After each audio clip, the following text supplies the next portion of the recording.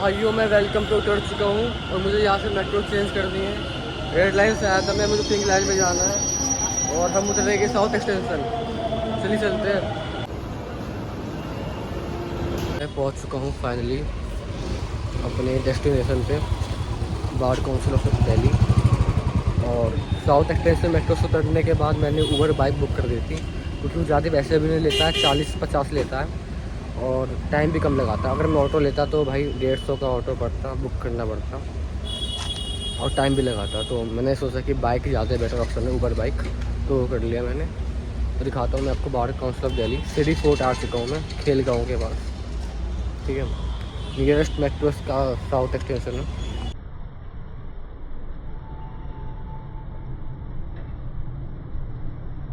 ये हमारा enrolment section है, देख सकते हैं आप लोग। उसके ही बगल में कैफेटेरिया है।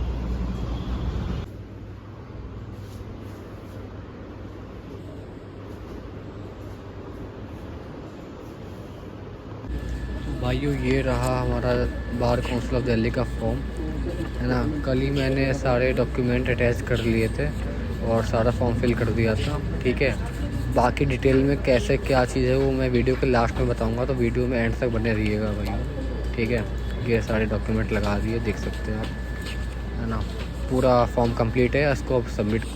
मैंने पेमेंट कर दी है, अब एनरोलमेंट फ़ीस भर दी है जो कि है 750 भाई, ये देख सकते हैं। अब मैं आ चुका हूँ भाई कैफेटेरिया एरिया में। यहाँ पे कुछ भूख वूख लगी है तो कुछ खाते हैं भाई। एनरोलमेंट ऑफिस के जस्ट बगल में ही बाहर को ये कैफेटेरिया है और यहाँ एक कोल्ड कॉफ़ी मंगा ली है। गर्मी बहुत है, भूख लग रही है, फिर सभी कुछ पीने का मन कर रहा है तो कोल्ड कॉफ़ी ले लिया भाई। कल भी यहाँ पे आया था और मैंने कल ही सारे डॉक्यूमेंट अटैच किए, थ्रेड से बांधे, उसको एक बंडल बनाया। बट कल का व्लॉग मैं बना नहीं पाया और कल मैं सबमिट भी नहीं कर पाता फॉर्म, क्योंकि टाइम ख़त्म हो गया था। मैं एकदम लास्ट में पहुँचा था 4:30 बजे, तो तब तक ही बंद हो जाता है। मतलब टाइमिंग इसकी 9 से 3:30 होती है। तो आज जल्दी आ गए, फिर सुबह सुबह आ गए आज फॉर्म सबमिट हो गया भाई। यार कॉफ़ी तो बढ़िया बनाई है, थोड़ी हार्ड बनाई है, टेस्ट बढ़िया है। तो भाई ये है बार काउंसिल ऑफ दिल्ली का हॉल और यहाँ पे शायद ओरिएंटेशन मीटिंग वगैरह होती है। और ये दूसरी बिल्डिंग में है ना, एनरोलमेंट वाली। सारा काम परफेक्टली हो चुका है। 2-3 दिन बहुत भाग दौड़ रही, बट अब फाइनली थोड़ा रिलैक्स करने का टाइम मिला। तो अब दिल्ली की सड़क पे अकेले वॉक किए जा रहे हैं, क्योंकि कोई है नहीं साथ में, तो क्या कर सकते हैं अब, है ना। उसके मैं आपको एक बार थोड़ा एकदम सिंप्लीफाई करके बताऊँगा कि प्रोसेस क्या है पूरा एनरोलमेंट फॉर्म सबमिट करने का, है ना। पूरा मैं घर पहुँच के आपको अच्छे से बताऊँगा क्या क्या डॉक्यूमेंट रिक्वायर्ड होते हैं आपको, क्या फ़ीस है।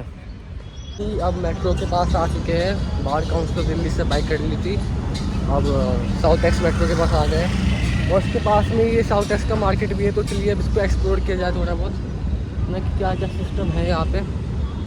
काफ़ी सारे मुझे शोरूम देखने को मिल रहे, ब्रांड्स काफ़ी सारे हैं, दुकानें, मार्केट एरिया है पूरा ये।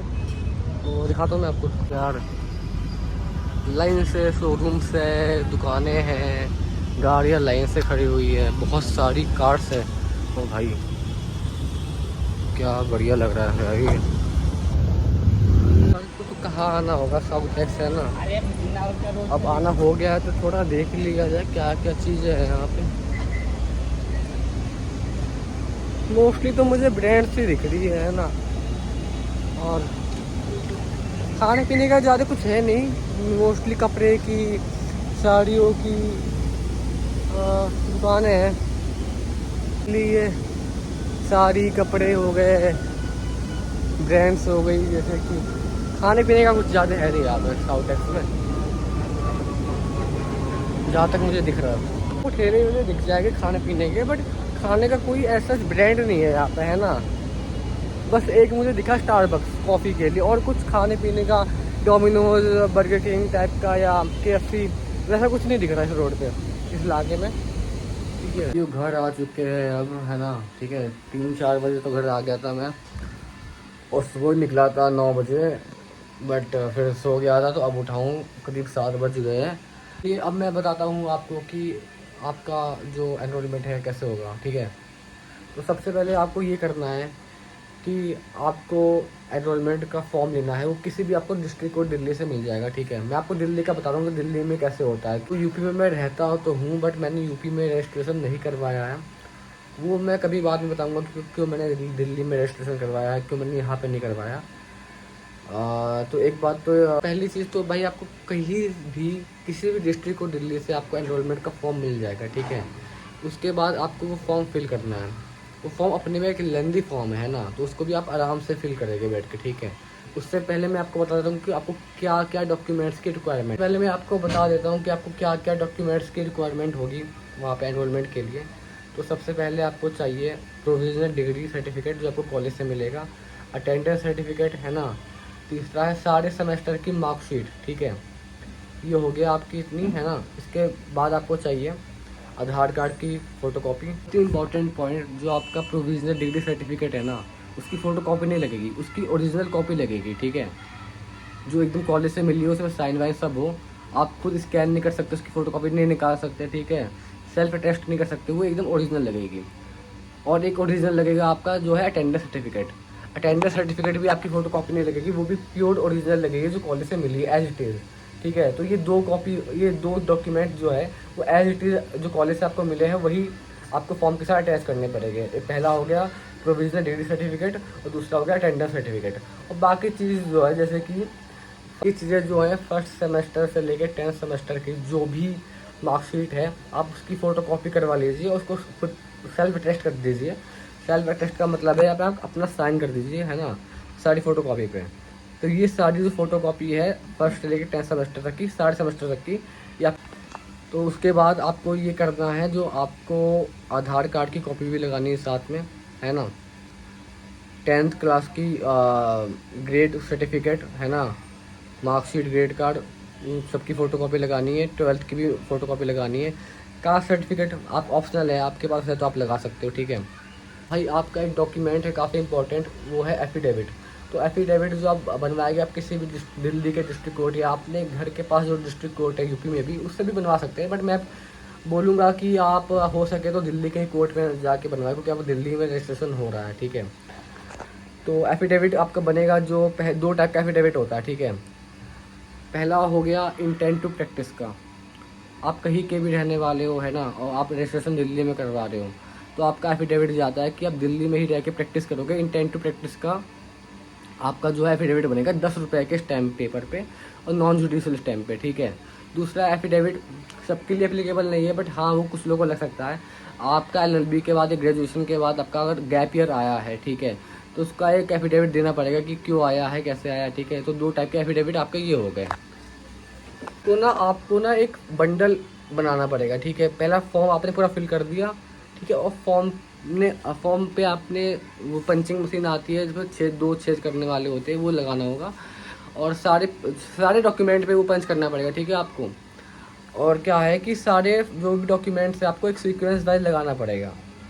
और सीक्वेंस वाइज होगा, आप उसको एकदम फॉर्म को और डॉक्यूमेंट को साथ में लगा के सीक्वेंस वाइज आप उसको थ्रेड से बांध के आपको जाके काउंटर में देना पड़ेगा। ये एक और इम्पॉर्टेंट बात काफ़ी है ना, आपके जो फॉर्म है एनरोलमेंट फॉर्म, उस पर आपको 2 एडवोकेट के, है ना, साइन और स्टैम्प चाहिए होंगे, जो आपको ये सर्टिफाई कर दे कि आप जो हो एक अच्छे गुड मॉडल करेक्टर के इंसान हो।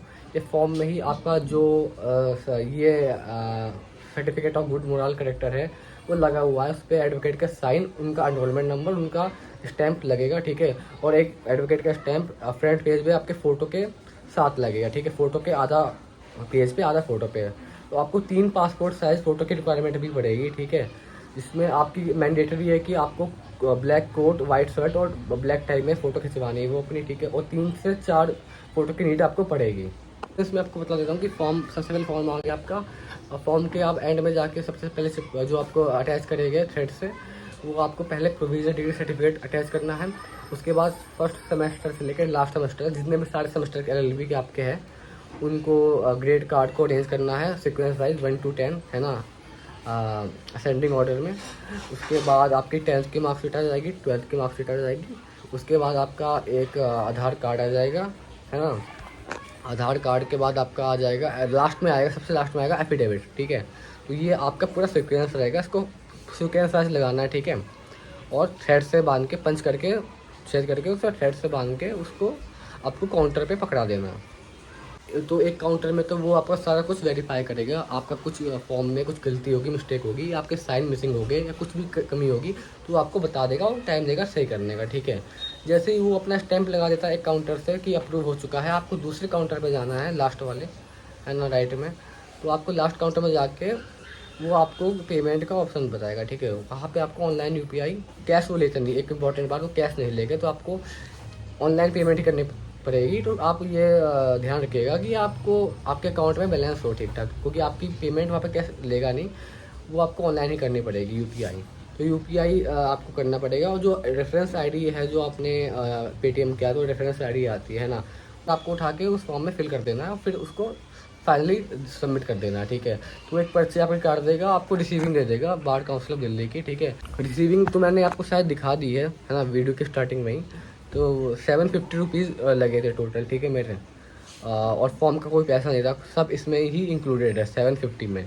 तो ये बहुत अच्छा है, सुप्रीम कोर्ट की रूलिंग के बाद ये चीज़ काफ़ी अच्छी हो गई कि या पहले रजिस्ट्रेशन करवाने में 18 से 20-25 हज़ार लग जाते थे, अब इसकी बहुत मिनिमल फीस है, ठीक है। SC ST के लिए तो और भी कम है ना। तो मैं OBC हूँ, तो बट जनरल OBC के सेम है, 750 देनी पड़ी मुझे, ठीक है। तो ठीक था यार, जो भी था अच्छा, मतलब हो गया एनरोलमेंट फाइनली भाइयों। अब 10-15 दिन में आई थिंक कि मेरा एनरोलमेंट नंबर आ जाएगा, है ना। रजिस्ट्रेशन होते ही भाई एडवोकेट तो आप बन ही जाते हो, ठीक है। तो उसके बाद प्रैक्टिस कर सकता हूँ मैं भाई। ये एक मीटिंग भी होती है जिसको बोलते हैं ओथ सेरेमनी, कि आपको थोड़ी वो इंटरव्यू लेते हैं, आपकी मीटिंग करते हैं, एक ओरिएंटेशन टाइप का होता है, ठीक है। तो उसमें जाना पड़ेगा बीच में, उसके बाद आपका जो एनरोलमेंट नंबर भी आ जाएगा आई थिंक। और उसके बाद कुछ टाइम बाद कार्ड और टेम्प्रोरी कार्ड मिल जाएगा, प्रोविजनल कार्ड, है ना।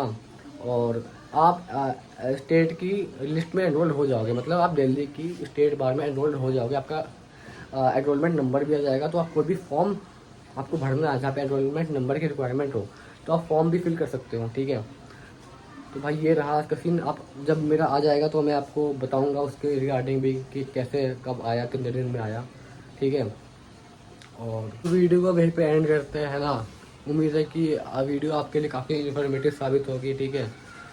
और कोई भी डाउट क्योरी है तो आप मुझे कमेंट बॉक्स में कमेंट करके पूछ सकते हैं, मैं बता दूँगा, ठीक है। तो चलिए मिलते हैं भाइयों नेक्स्ट वीडियो में, तब तक आप ध्यान रखिए, खुश रहिए। So good bye guys and thanks for watching the video.